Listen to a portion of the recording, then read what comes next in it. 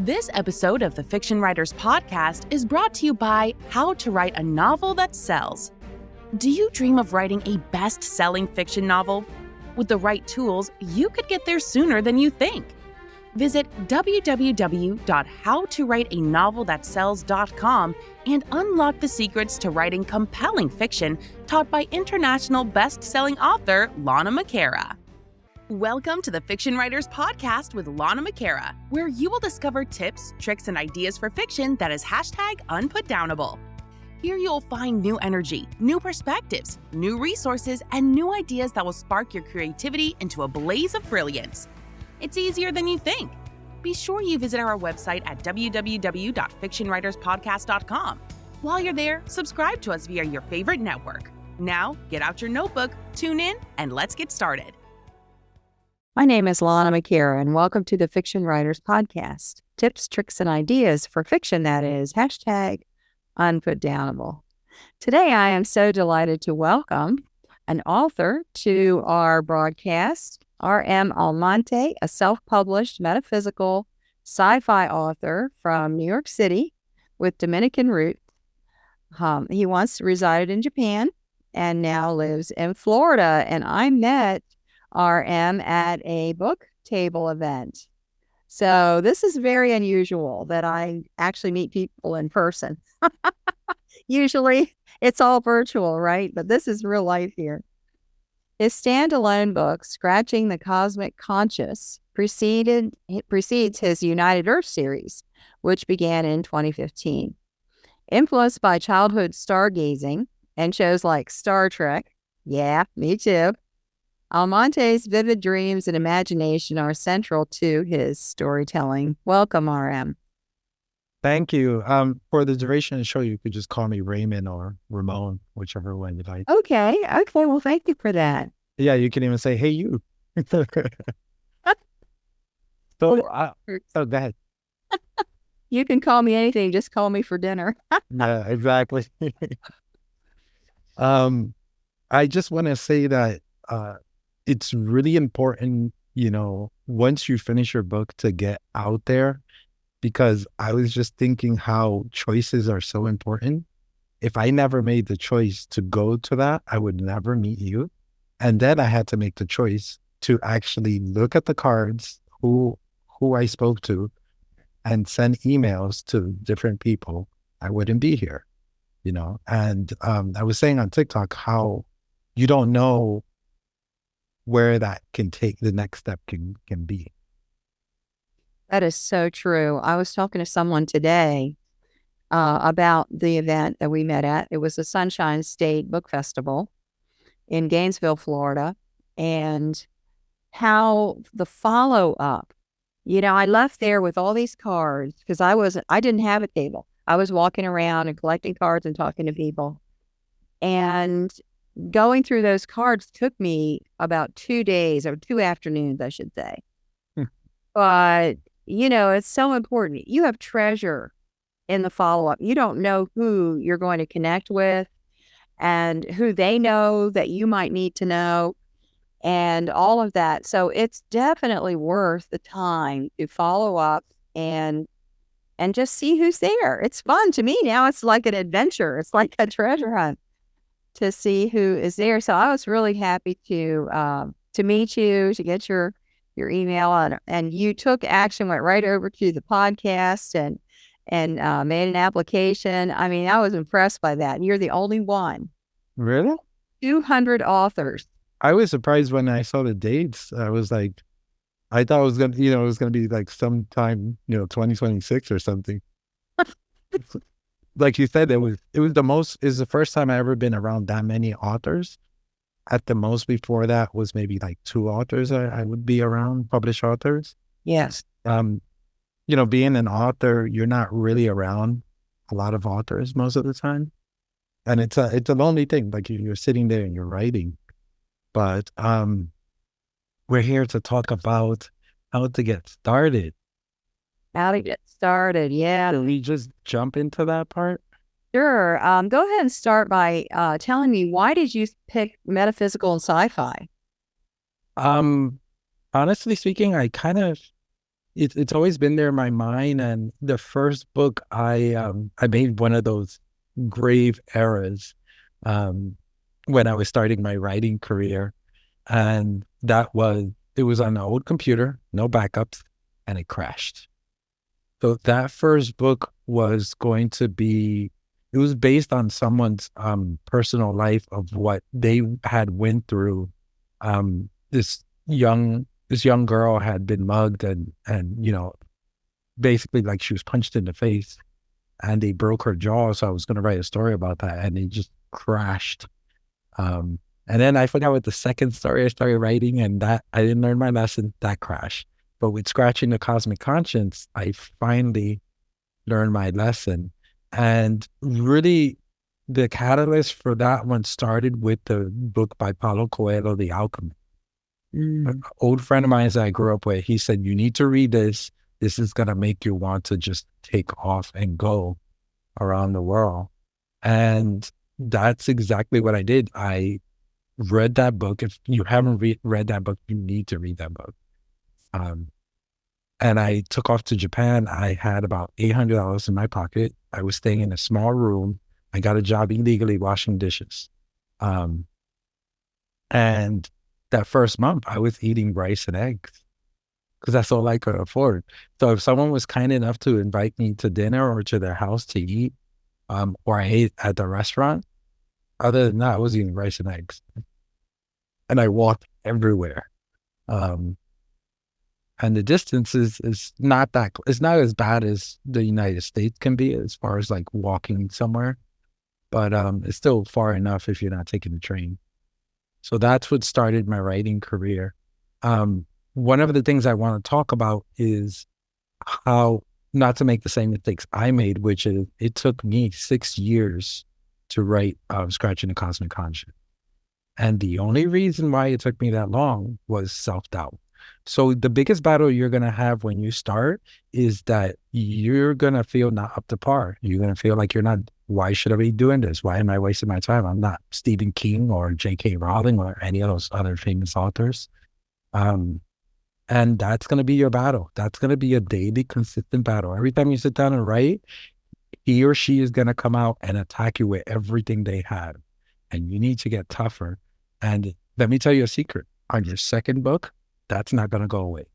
On your third book, that doesn't go away. On your fourth book, fifth book, sixth book. I mean, I've heard Stephen King talk about it. He has, 80 books now? Mm-hmm. Yeah. And he still says that person shows up. So, but the difference is, if I beat you once, I could beat you twice. If I beat you twice, there's, no question about it.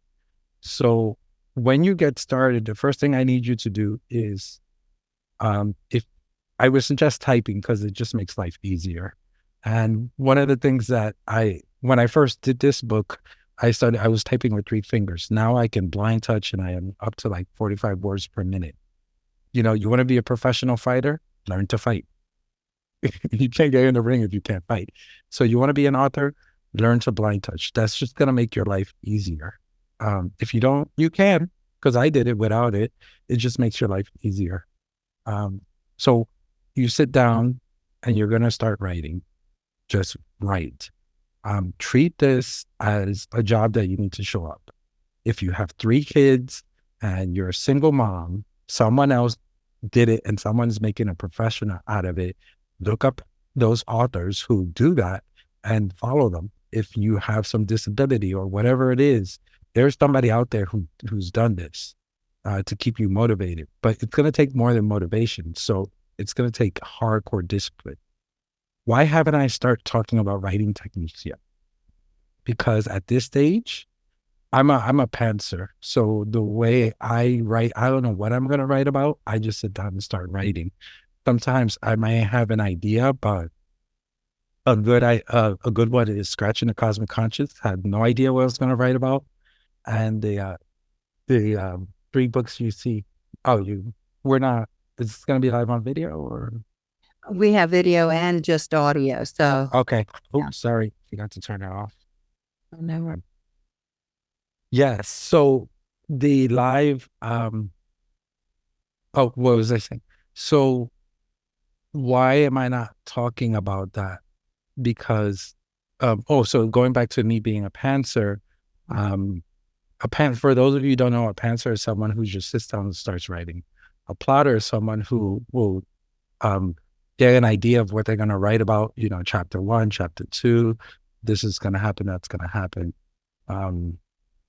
And so I can't really talk much about the plotting point of view, but from a pantser's point of view, is you're going to sit down and you're going to write. And the editor needs to get kicked out of the house, the city, the town, the country, the planet.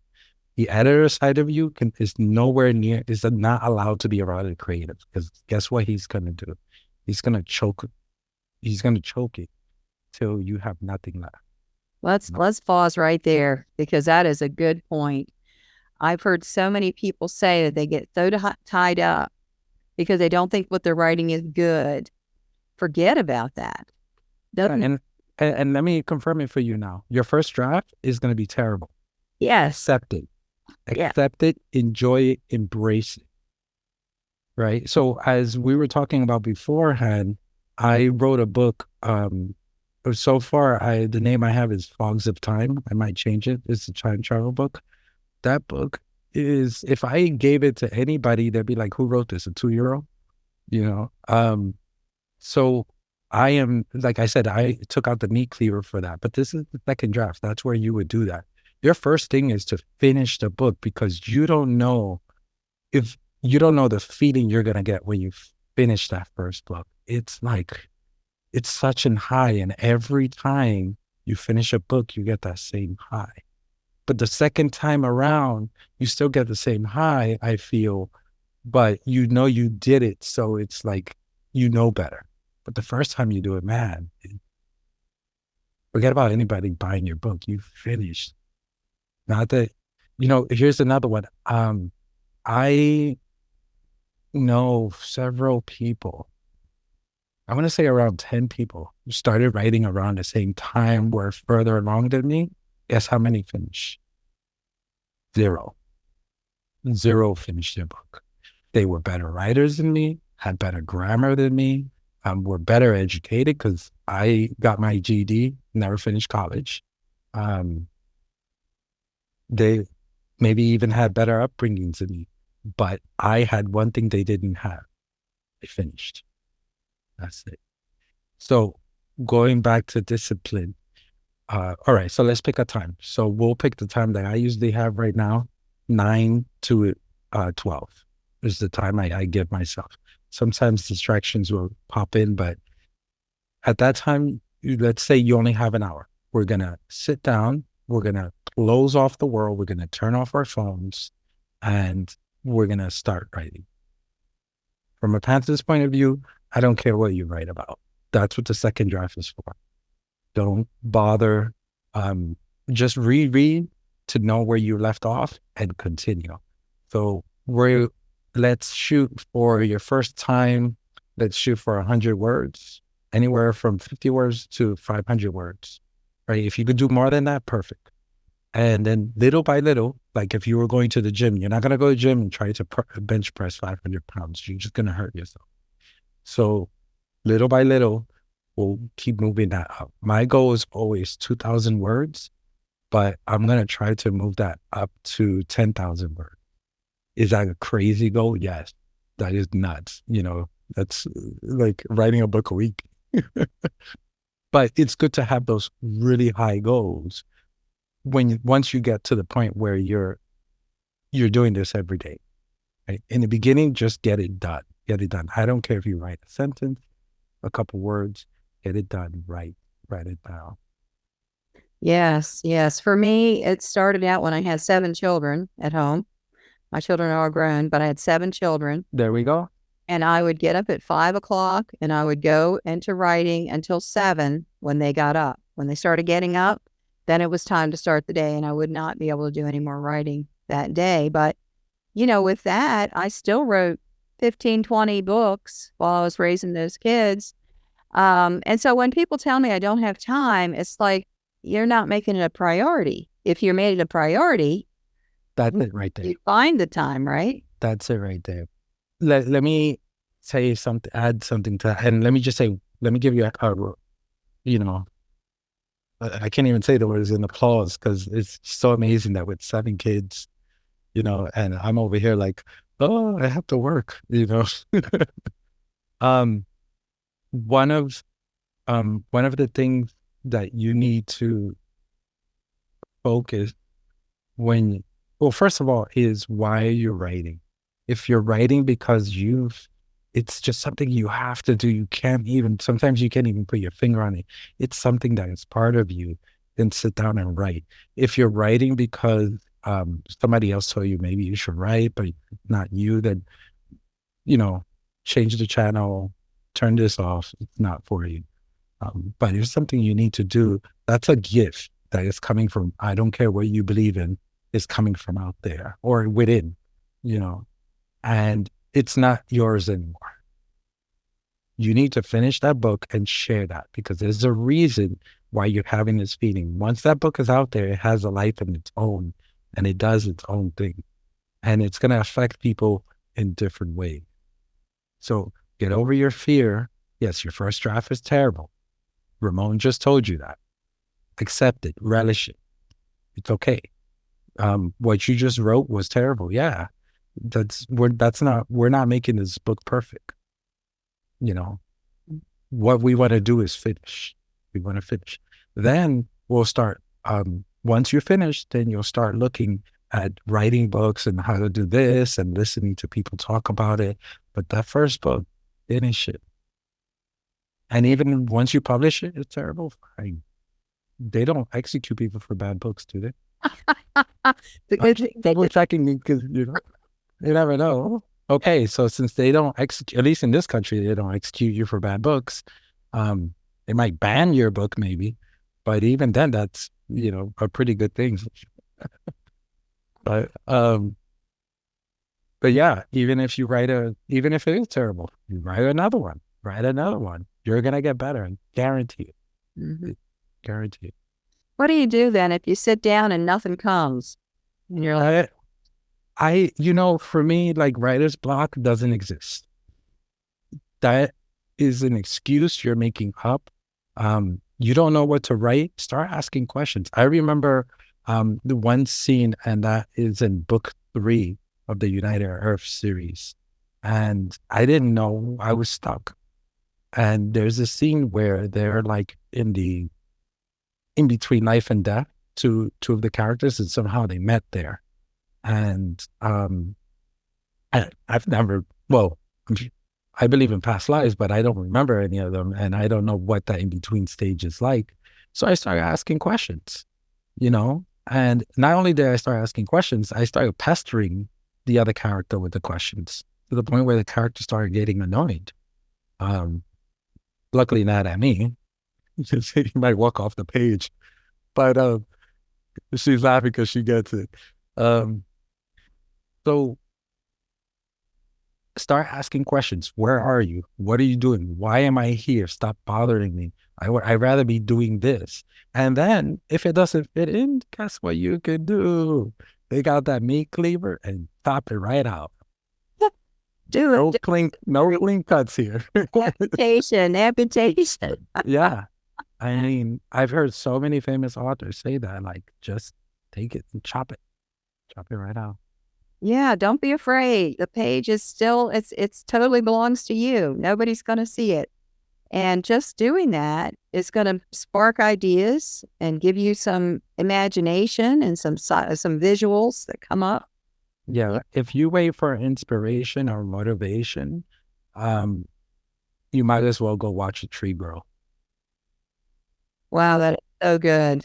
Yeah. Yeah. You might as well go watch a tree grow because that's more exciting. It's who do you remember the author? His last name was Lamore, I think. He said you have to first turn on the faucet before the water starts running. Oh, I don't know. Was that Louis L'Amour? Yes. Oh, yeah, he's one of my heroes. Yes, and I love that quote. I just moved here like about 8 months ago from Japan, and in my old office I used to have it up there, just as one of the quotes, like you have to turn on the faucet. you know. You're not gonna have that. Some days I'll wake up and I had the dream of an entire scene. That doesn't happen every day. And, you know, your muse is not gonna show up every day. And sometimes they don't want to even talk to you. Right. Right. Sometimes you have to skip. I skip. If a scene is giving me trouble, I'll move to the next one. Really? Mull it. Yeah, let it mull over. I'll put a note in there. This is a scene about this, and put it in brackets, and then I'll keep writing on, and then I'll come back to that later. If it's giving me trouble, because usually if it's giving me trouble, there's some unsolved question, an issue that I haven't thought through, or Yeah. something like that. So I don't want that to hold me up.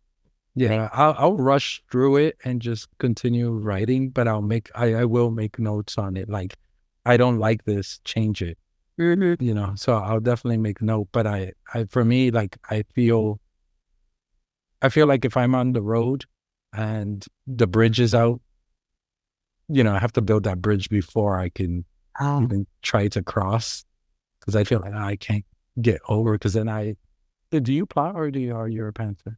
I'm a plotter because I had so many deadlines. I was rolling out 2 and 3 books a year under deadlines. Wow. So I found out that I needed to plan. Otherwise, I wasn't going to make it. I didn't have time to go back and do a lot of rewriting. Yeah. At least I need the sequence of events to be right. And then I could, fiddle with the characters and the dialogue and things like that. So yeah, I ended up being a plotter at the end, out of self-defense. Okay. So when you first started, you were more of a pantser?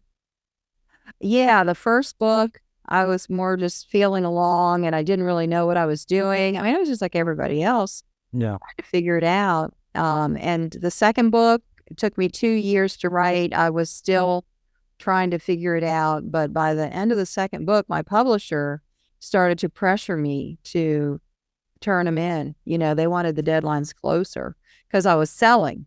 Yeah. And so when that happens, then I had to figure out a way to crank them out quicker. And that's where my novel notebook came in. If you go to my website, lanamcara.com, you can download this information about creating a notebook for your book. So you can keep all your facts and everything in one spot. And I print it out and put it in a binder. So I'm sitting there at the typewriter keyboard, and I can flip open the notebook and turn to whatever page and find out the information I want, in just a couple seconds. And also, the notebook isn't prone to be deleted or crash or get a virus or something. So I have it, all there. But I do it on digital, and I do it print and then put it in the notebook. So those two things happened. After my second book, I started using the notebook and also plotting, more plotting. Yeah. I think the closest thing I do to plotting is I'll have an Excel sheet, and that's with the characters. Because especially with the United Earth, there's so many different kinds of aliens I have, and different names and who they are. So, and even, different cultural things from each one, and drinks and foods and stuff like that. So as I'm writing along, I'll go back and fill out that character page and stuff like that. Yeah. I found it hilarious. I sent it to an editor, and he didn't know what to do with it. I was like, that's so you could check the spellings of the character's name and know who I'm talking about. But yeah, so it's a battle against yourself, and remember that you really need to stop being so hard on you. Like, I never understand, and I do it, of course I do it too, how we can be so hard on ourselves, yet we won't accept that from anybody else. What did you say to me? Yeah, right. Yeah, but so when you're writing, especially when you're writing your characters, there's many fun things you can do. And I remember, this is the famous thing. You don't know what to do with a character, take out a bat and beat the crap out of it. And I remember I heard that. I forgot what author said that, but that's what I did with my character. I didn't know what to do, so I just threw him in jail and beat the crap out of him. I threw him in an alien jail, but it's a jail, no, not a fun place to be in. Yeah, yeah. So, and that actually helped a lot because now he doesn't talk about it like typical person, but he's suffering from it. And the only person who could see it is an alien doctor who sees it and is calling him out on it. And he's getting of course, he's getting aggressive with it. But you can't mess with this. He's a feline alien. You can't mess with him. So yeah, you get stuck, beat him up, have something tragic happen.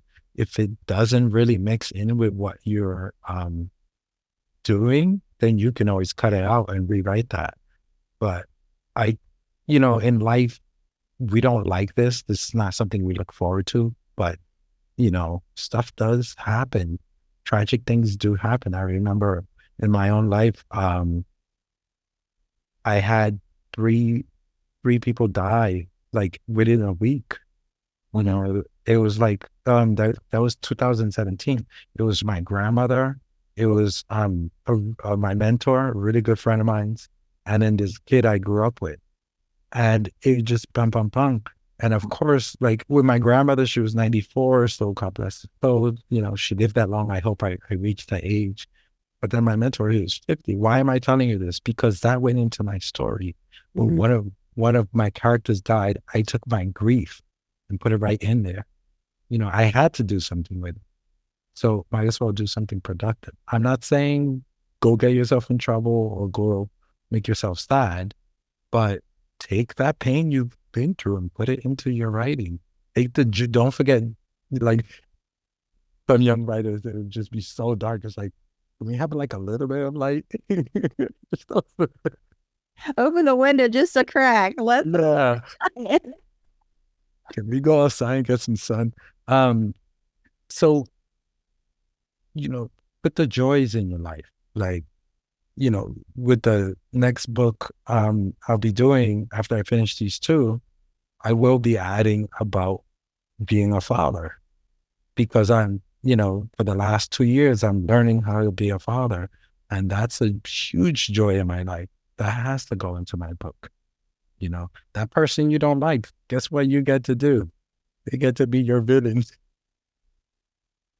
Obviously, don't make them exactly alike, but you can use their name.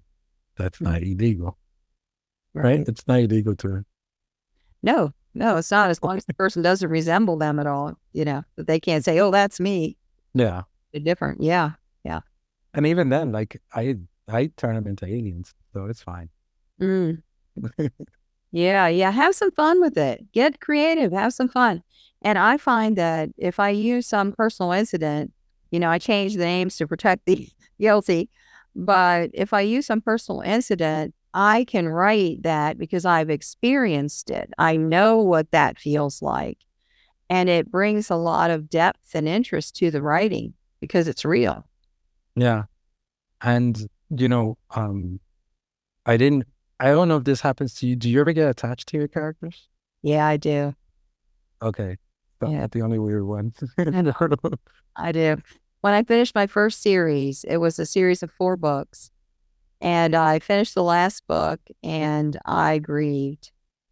I really grieved. I had been spending time with those people for the last 10 years total, I guess. Wow. I knew I wasn't going to see them again. That was it. We were done, So, yeah, I did. I went through a grief period, probably lasted about a month where I just felt sad and depressed. Wow. I guess that's why some people would just do volume after volume after volume. Right. You get in the world and you start getting comfortable and you know what they're going to do and how they think and all this. So, yeah. Oh, yeah. I with the character building, one of the things I could suggest too as well is combine people. So in Scratching the Cosmic Conscience, one guy, his name is Clay, and he's like a really bad influence kind of person. He's a combination of a couple people. And even Trevor, to a certain degree, is a combination of myself with other people.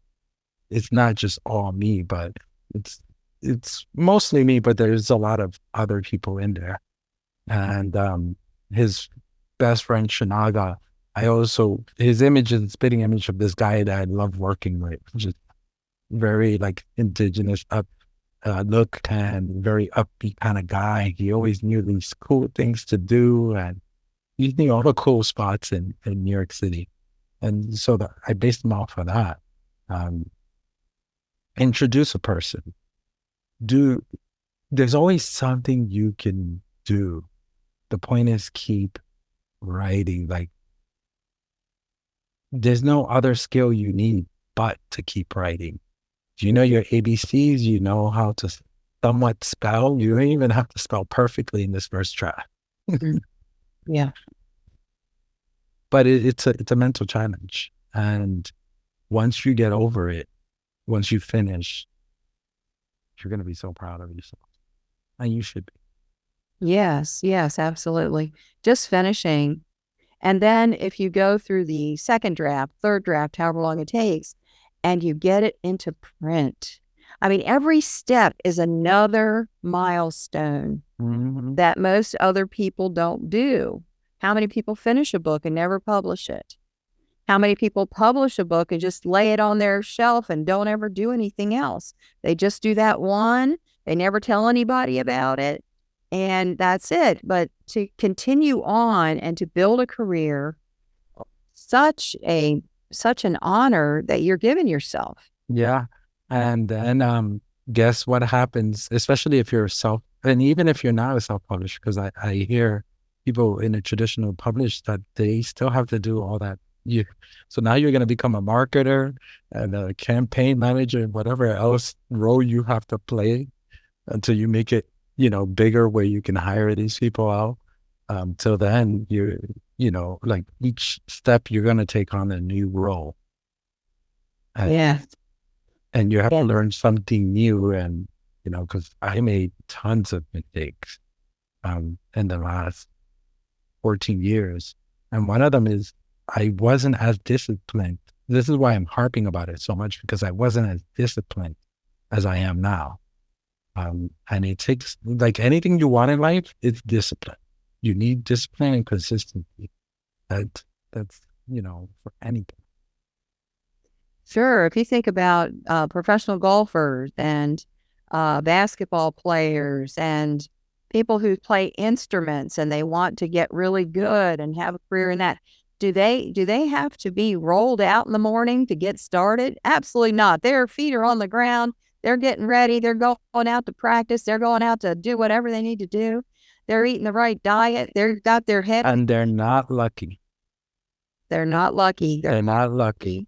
Yeah. They're not lucky. Like, you look at anybody great in whatever field and they're bossing their butts and they're repeating. So you want to be great at this? You can be. You don't want to do the hard work? Well, you're not going to be great. You have to do the hard work. Yes, there is lucky breaks that will come along, of course, but you have to put in the hard work. And, when you love something, it's not hard work. I look forward to writing, Yeah, I do too. It's like a treat. It's like, hey, I get to do this, this is fun.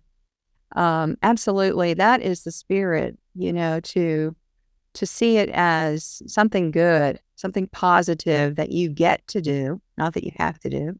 Yeah. And that you also realize that you got to stick with it. I'm laughing because when you said that, just remind me of a story.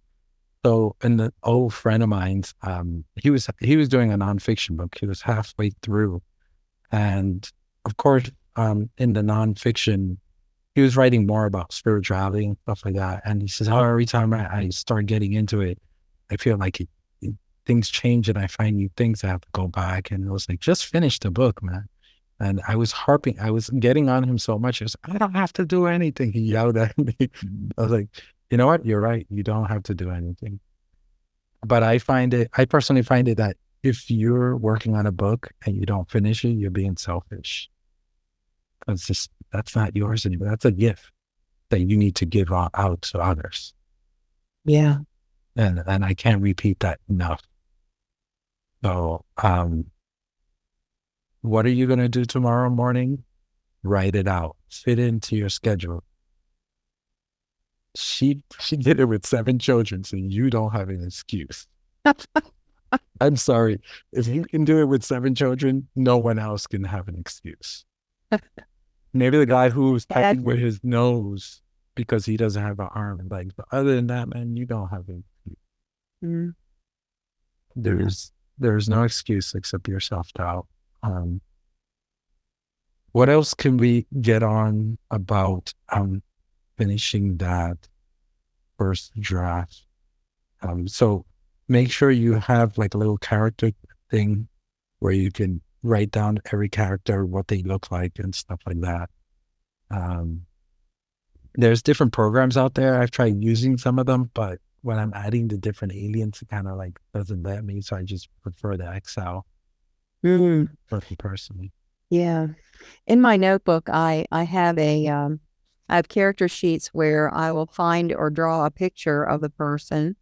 And then on the page, you can just take a pen and write in, what color hair, how tall they are, all those details that we can't remember, if you've got 15, 20, 30 characters, for quick reference so that you can just quickly turn and look. I like to get a picture. So I'll just look online, woman in their 40s with blonde hair. And I just keep scrolling through the images until I find someone that I think, resembles the person. Then I'll print that out, cut out the picture and tape it onto my page. I don't ever show anyone that picture. So it's for me. So when I open to that page, I look at, there's the picture. There she is. And then I have that in my mind and I can write, That's actually a good idea because I have a mental image of who, for example, I can't remember her name. Did you ever watch Orange is the New Black? I saw some of it. I didn't watch the whole series, but I did see a little. There's a young girl, her mother was in there. It was like mother and daughter. The daughter, to me, like that is one of the characters, Mariela, in the United Earth series. And everybody is somebody that I know personally. And if I don't know, well, I don't know her personally, but somebody I know. So that would be a good idea. Take their picture. Make sure that those people don't see that. Yeah, you don't use it because you don't want to use somebody's image, or for anything, but it helps me. It helps me to know.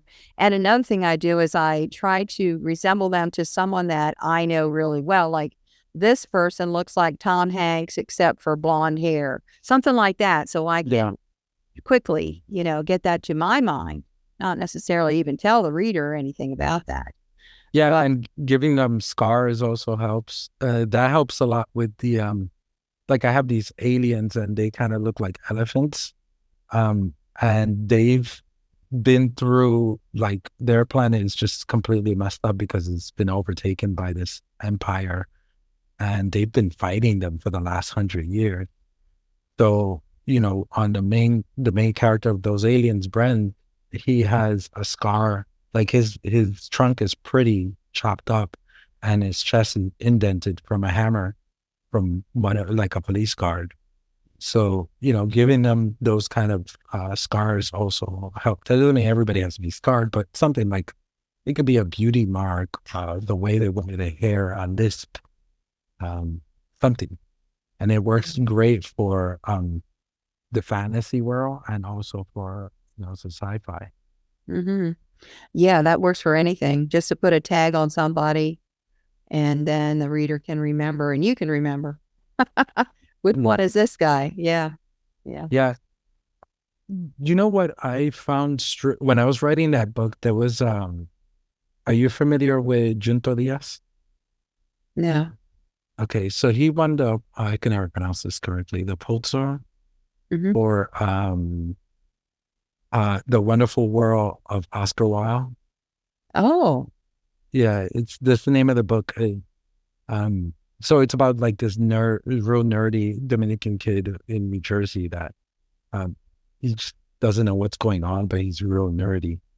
And one of the reasons for me personally, I didn't read that book while I was writing because we both have a similar background. And even though our stories are, mine's not about a nerdy kid, but it is, it will have that influence. And I didn't read it because I saw how much it would influence my writing. So when you're writing, for me personally, how do you feel about this? Like I feel to stay away from something similar to, like I don't like reading sci-fi. After I'm done during the editing part, I'll read it. But how do you feel about that? Do you feel like? Oh, that's a good question. I have two different things to say about that. First of all, when you're thinking about writing a specific genre, like say you're thinking about writing for sci-fi, you haven't really started yet, or maybe you're on your first book and just getting started, read a lot of it. Read a lot of that genre to kind of get how it works in your mind. If you haven't been reading it already, most of the time people want to write certain genres because they read that. They already have read it. So that's the first part. But then you're right. After you are in the writing process, I'm careful what I read. I wrote a historical novel about the Scopes Evolution trial in 1925. Yeah. And there is a book out called Inherit the Wind. That's a book. It's a book, a movie, and a play about the Scopes trial called Inherit the Wind. I never read it. I never saw the movie. I never went there. And even to this day, I haven't seen it because I didn't want it to influence me. I was writing a book about the same event, and I did not want that to creep in because subconsciously you'll just automatically start thinking about things.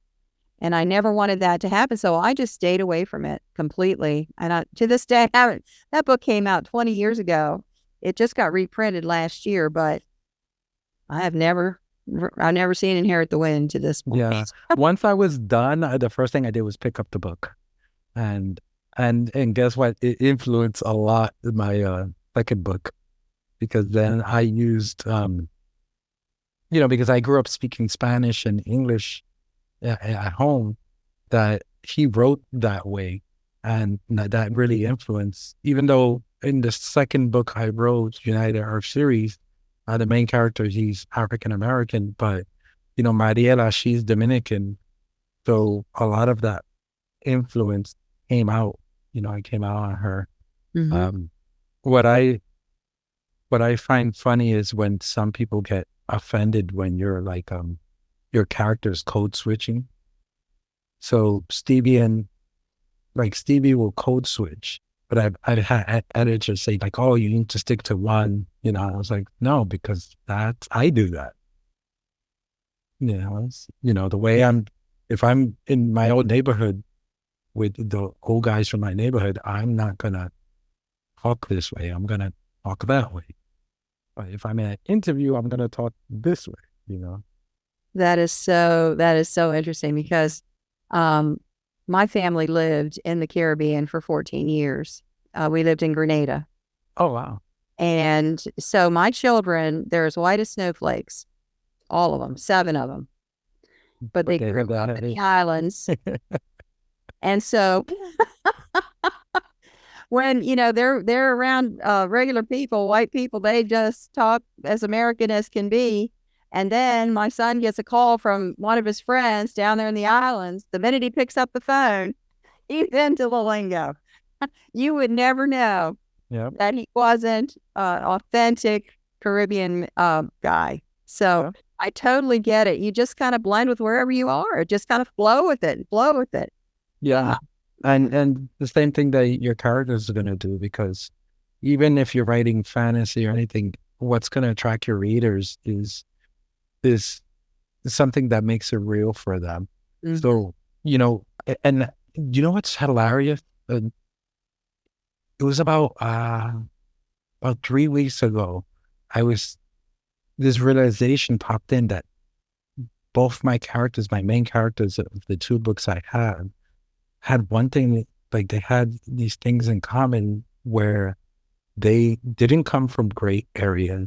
They don't have a great path, Both of them don't have great education, and yet they were able to level themselves to this high level, and they didn't take no for an answer.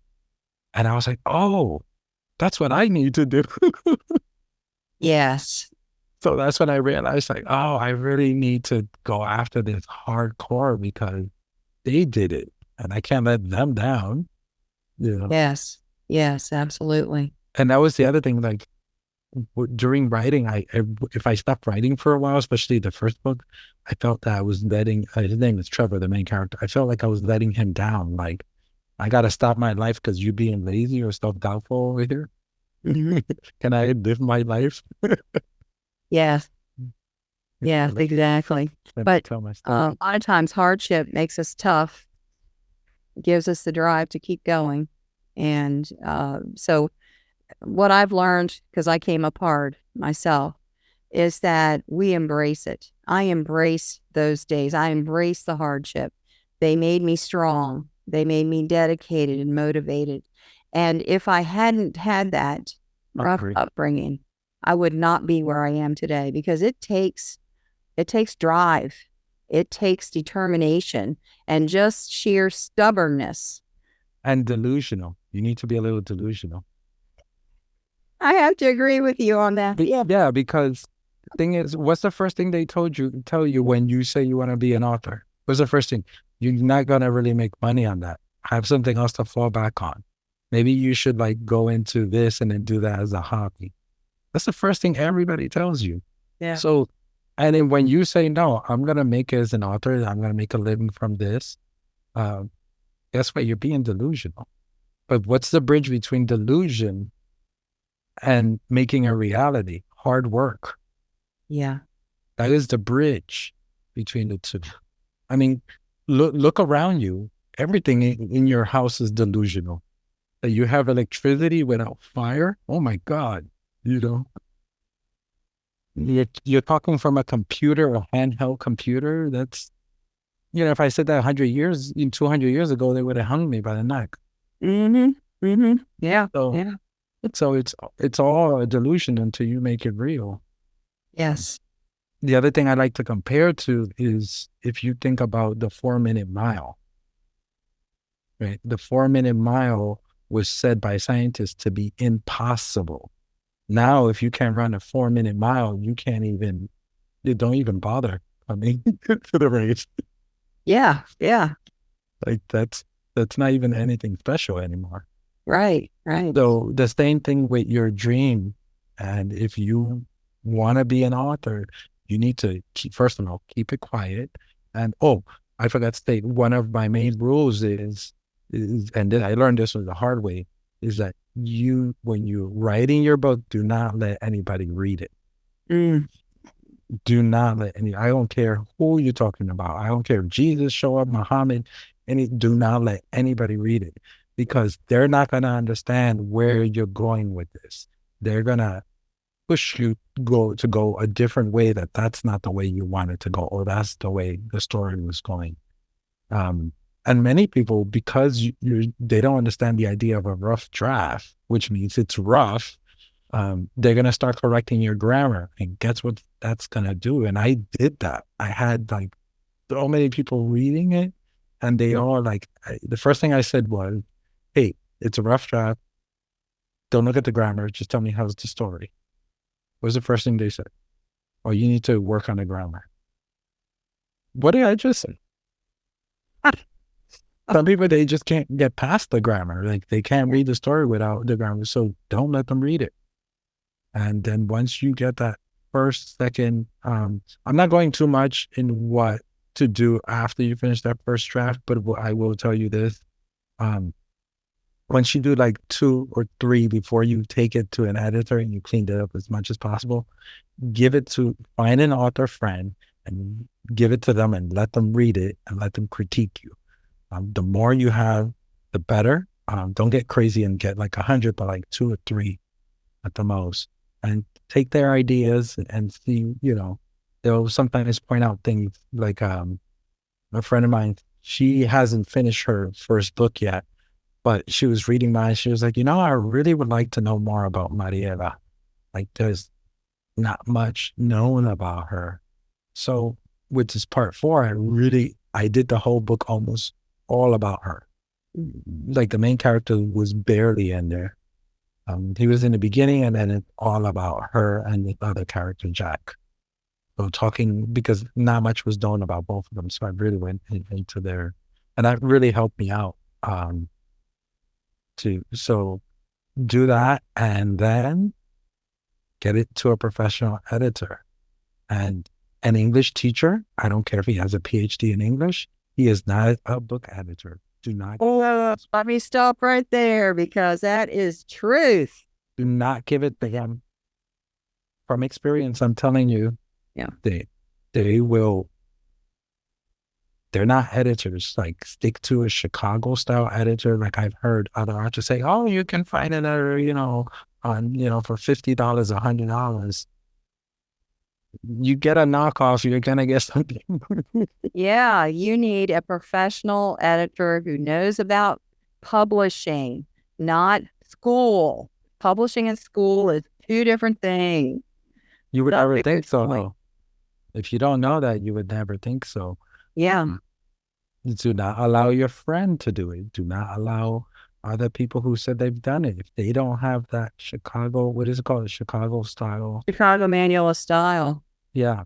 Yeah. And what's the other one? Because I've only used this. I do Chicago manual style. I don't know. Okay. Yeah. If they don't have that certificate, do not mess with them. Mm-hmm. You want this professionally done. You're paying the money for it. And while you're writing this book, save the money for a good editor and a great graphic book designer. Mm-hmm. You need those two things. Yeah, yeah. Really great advice. Terrific advice. But wow. Right now, don't worry about that. Because if you don't finish, you don't need it, Yeah, you got to get the book done before you start thinking about that part of it. Yeah. So you brought some gifts. Talk about your gifts. Oh, the giveaways you're talking about? Yeah, yeah. Yes. Oh, wow. I completely forgot and left it in the other room. So, I'll just show you. So, how do you want to do this? So I'm going to talk about it. The people that are listening to audio, they're going to hear you. Okay. Yeah. So I have 4 books published. I will give it to a person, but how do you want to give it away is my question. If you, are you on Instagram? Yes. Okay. How about if you tell your Instagram name, and then whoever messages you first on Instagram? All right. So it's my name, RM_Almonte, ALMONTE, and find me on Instagram. And there, whoever sends me, hey, I heard you on Lana McAra. Correct, right? Yeah, Lana McAra, the Fiction Writer Podcast. No, I was trying to remember the last name because it kind of throws, because I was going to say McAra, yeah. Yeah. Put it together, and I was like, no, it's separate. Yeah.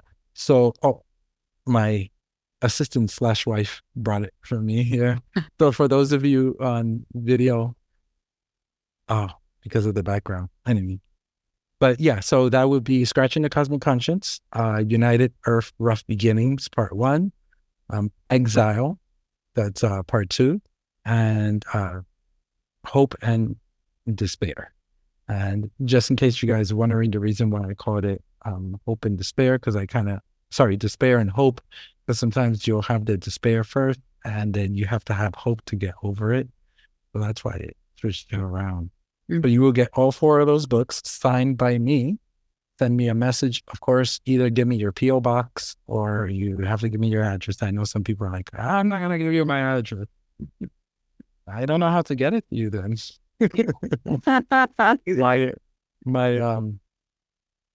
My portal machine doesn't work that well out in the fridge.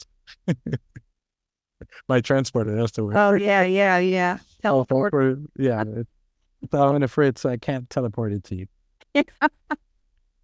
So that's on Instagram, RM_ALMONTE. Yeah. The first thing I'll do, I'll find Lana on there, and make sure she has me so you can look for me. Yeah. You should be able to find me. I also made sure I got the blue check mark. I mean, I'm not that famous yet, but I see people do it with everybody's podcast and everybody's Instagram, just faking the account. So make sure it has a blue check mark. If they ask you for money, it's not me. I haven't had that happen to me yet, but just in case. You don't want your listeners coming back to you. He was charging $400 for books. That wasn't me. No, that wasn't right. That wasn't right. Ramon, thank you for being with us Thank today. This has you. been amazing. Thank you. Yeah, I feel like I could go for another 2 hours, but I know. It's so much to talk about. So in the description, you'll see all the links and everything for Ramon, and go check his books out. He has got such great information, and follow him and get the books. yeah. And the last thing I want to say is believe in yourself more than anybody else. If your mother believes in you more than you do, you got a problem. You need to believe in yourself more than anybody else. That's how you're going to do it. So believe that you can do it and get it done. Great point. Next time it will be you and I'm listening to you. Yes. Love it. Awesome. Thank you so much for being with us today. My name is Lana McAra. See you next time. Thank you for tuning into the Fiction Writers Podcast with Lana McAra, where we share tips, tricks, and ideas for fiction that is #unputdownable. Remember to visit our website at www.fictionwriterspodcast.com and enjoy even more great episodes like this one. Again, while you're here, subscribe to us via your favorite network. We look forward to seeing you next time on the Fiction Writers Podcast.